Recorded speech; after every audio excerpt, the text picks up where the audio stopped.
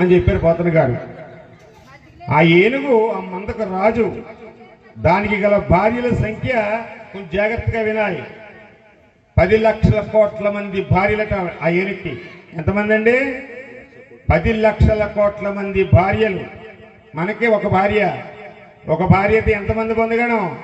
అత్తమామలు, బావమరుదులు, వియపరాళ్ళు, బావమరుదుల పిల్లలు చాలా మంది ఉన్నారు కదా.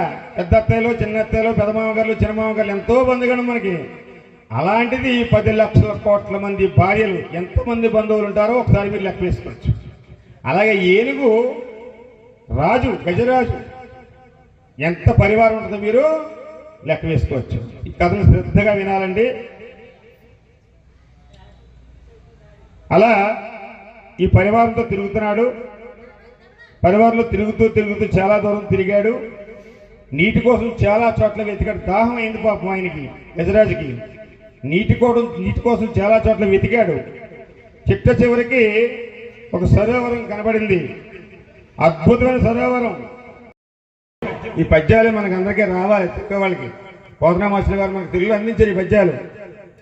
ఎవనిచే జనించు, ఎవనిచే జనించు జగమెవ్వని లోపల నుండు లీనమై, ఎవని యందు డిందు పరమేశ్వరుడెవ్వడు, మూల కారణం ఎవ్వడు, అనాది మధ్యులెవ్వడు, అనాది మధ్యలయుడెవ్వడు, సర్వము తానైన వాడెవ్వడు, వాని నాత్మభవు నీశ్వరుని శరణంబు వేడెదన్ అని ఏనుగు ప్రార్థన చేసింది.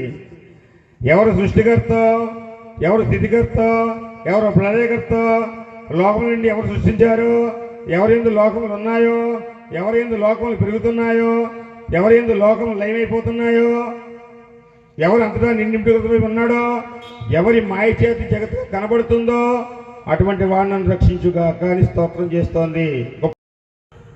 మనకి చిదంబరంలో ఆకాశలింగంగా ఉన్నాడు పరమేశ్వరుడు. అప్పుడు పెను చీకటి అన్నారు. పెను చీకటి అంటే ఈ చీకటి కాదు. ఈ చీకటికి మనకి లైట్లు వేసుకుంటే చంద్రుడు వచ్చాడు కనపడుతుంది, వెలుగు ఉంటుంది.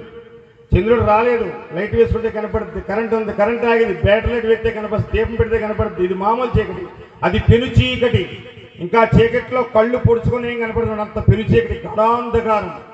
ఆ గాఢాంధకారంలో అవతల తానొక్కడే పరంజ్యోతి స్వరూపమై వెలిగిపోతూ ఉంటాడంట పరమాత్మ.